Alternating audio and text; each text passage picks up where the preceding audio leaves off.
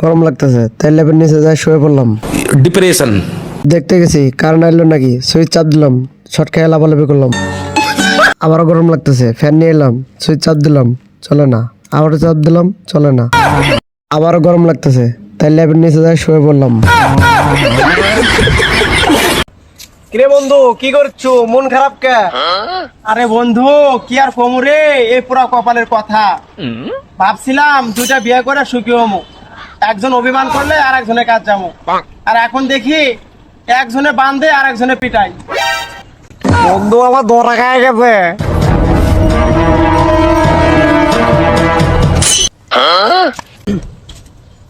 টাকা শুকনো আছে কতক্ষণ আছে?